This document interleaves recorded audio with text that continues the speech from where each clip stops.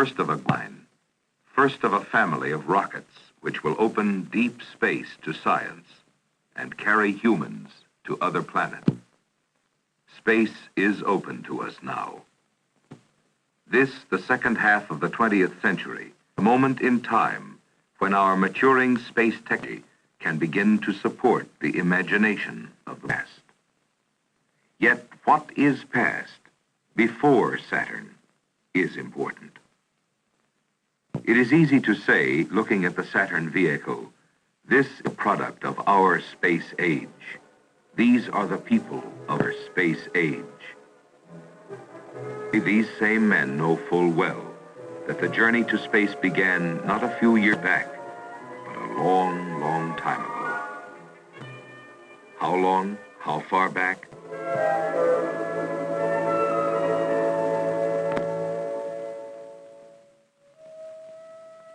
In ancient Greece, there was the poet Lucian. He tells of a ship lifted into the air by a great storm and carried to the shining island of the moon. But, said Lucian, these were things which were not and never could have been. And for 1,000 years thereafter, the men of science agreed. Everyone knew the Earth was the only world and center of the universe, and the stars, well, dots of light, illumination. Until in the Middle Ages, the great astronomers and mathematicians, Copernicus, Galileo, and Kepler, they said, there are other worlds, and proved it. Kepler went further. He conjured up the first human visitor to the moon, a man pulled by demons across the shadow which falls from Earth to the moon during an eclipse. Later, in 1638, 2 English bishops published serious works on travel to the moon. Fiction, to be sure, but regarded as a blend of witchcraft and satanic knowledge by their contemporaries. Still, it remained for the 19th century and its remarkable prophet, Jules Verne, to bring together the facts and fantasy of space travel. Space travel, announced Monsieur Verne in 1865, may be accomplished by being shot from a huge cannon, a cannon with a barrel 900 feet long. In his story, veterans of the American Civil War band together for the adventure. They sink the cannon barrel below the Florida terrain and then are off to the moon within the hollow cannon projectile. Of course, in reality, the projectile would have fallen far short of the moon, but the velocity computations were surprisingly accurate. And astonishingly, Monsieur Verne hit upon a very familiar launch area. Today, the sites of our space launch areas are everyday images worldwide. And we all know that the rocket, free to operate in any atmospheric environment, is the ideal transport to space. But in the not-too-distant past, this was not readily apparent. It took men of genius. In Russia, the effects of scarlet fever rendered Konstantin Tsiolkovsky totally deaf. Plunged early into a silent world of fantasy, his enormous talent quietly produced solid technical studies in a brand new field, astronautics. There were many visionaries, among them the remarkable Hermann Ganswind. His theoretical knowledge of propulsion was less than sound, but he did set down plans for a workable space vehicle. And moreover, he paved the way for the small group of European rocket pioneers who now appeared. Of these, one name stands out. Hermann Oberth came from provincial Romania to Germany after World War I. By 1923, at the age of 29, he perfected a complete series of mathematical theories on space travel. His book, when at last he found a publisher, caused a small sensation. In Europe, a stimulated public eagerly discussed Oberth's descriptions of rocket space travel. In America, the rocket remained the perennial pyrotechnic every 4th of July. Yet one man, working a quiet lifetime in self-imposed isolation, created a whole space rocket technology. In 1919, the Smithsonian Institution published a report. The author, an obscure New England scientist, Dr. Robert H. Goddard.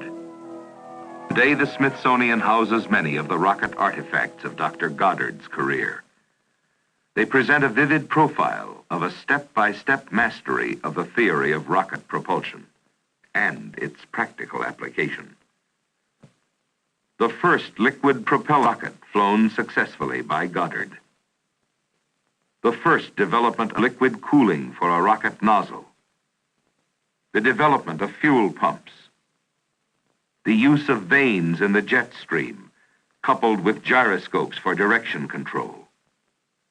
All these fundamental technical breakthroughs were Dr. Goddard's, and his work is embodied in every rocket which has flown since his work was done. And in his time, like the other pioneers, Dr. Goddard had his problems with the public, and particularly the public press. His professorial report somehow electrified the nation's editors, at least for a day.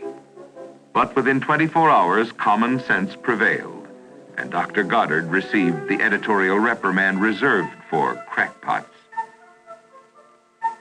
Despite this, the idea of rocket travel was infectious.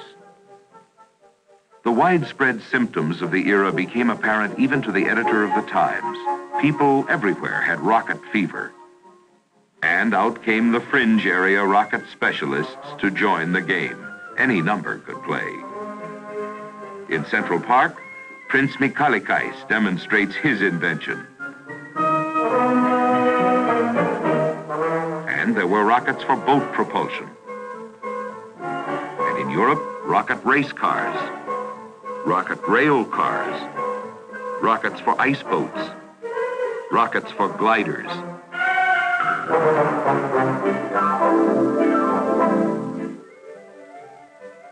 Through it all, aiming toward the true ultimate use of rocket power, space flight, the pioneers quietly sharpened their skills and tried to explain their accomplishments. Today, accomplishments are explained to a vast space news-hungry public. We accept space. We understand something of the rocket's role, and that of the rocket's passenger, man. But again, looking back in the dim recesses of history, who was the first man to try for a space flight? Ah, that's right. Who? Wan Hu. According to ancient accounts, this Ming Dynasty astronaut fitted his bamboo spacecraft with all the black powder fire rockets it would hold. And when the rockets were ignited by a platoon of pigtailed technicians, Wan Hu was converted gloriously from the living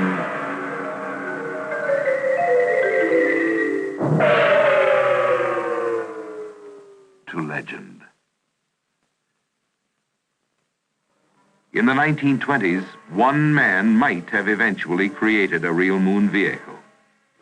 He was persuaded to build one, quickly, for the movies. Professor Obert's space rocket for the film The Girl in the Moon, while technically accurate, was a hardware fantasy. It could never have gotten off the ground. With typical ingenuity, the pioneers appropriated the movie moon rocket and used it to raise research funds. And on both sides of the Atlantic, the store of rocket knowledge grew. In America, the young men of the American Rocket Society built and flew liquid propellant rockets. In Germany, the Society for Space Travel attracted the best young development minds in Europe. Among them, a promising student engineer who neglected his classes to work at the grandly named Berlin Rocket Airport. But with the approach of a Second World conflict, the rocket once again went to war. Chosen to head the vast research and development project was the youthful Werner von Braun. An early start, support by the German army, and the best rocket technicians, the first long-range ballistic rocket weapon came into being. and by 1942 at Peenemünde, the V-2 was ready for flight. The V-2 was still far from perfect, but the money and brains expended on its development had elevated rocketry from gadgetry to applied science. At the end of the line, the collapse of the 1,000-year Reich, the acquired German rocket capability could still turn out 900 large rockets a month. Some of its skilled practitioners were lost. But at the request of the United States, many V-2 engineers chose to work in this country. At White Sands Proving Grounds, they joined with American engineers to resume rocket development. But once again, in the troubled air of the mid-century, rocket development meant development of rocket weapons. All the rocket scientists held fast, nevertheless, to their first faith, the rocket for the exploration of space. Along with the evolution of the missile family, the plans were itemized for the eventual and inevitable space project. Thus, when the Russian satellite Sputnik 1 opened the space age, Explorer 1 was placed in orbit soon after. The conquest of space had begun. Saturn followed, the necessary space servant of the nation. Designed to further the most ambitious space programs, Saturn was planned, built, tested at the George C. Marshall Space Flight Center, and ready for launch in little more than 3 years. But the huge rocket, the men who made it, and the men who fly Saturn are beholden, indebted to those who dreamed of space before them. The roster is long. At the top of the list, the visionaries of old, dreamers of a long-ago age of wisdom. Astronomers of the Middle Ages, the enthusiasts of the 19th century, the dedicated theoreticians of the 20th century. The development team which brought rocket techniques acquired in another land, another time, and for other objectives, to bear presently on the universal objectives of space exploration. For some of the pioneers, it is still possible to visit and to marvel at the giant their early efforts helped make possible. Some have become part of the team now working to create the Saturn family. But with Saturn and all men who work toward space, history begins anew each day. The fulfillment of the dreams of centuries is just ahead. The great events of history are now visible. Saturn, the space vehicle, now joins this history. Same history, new chapter.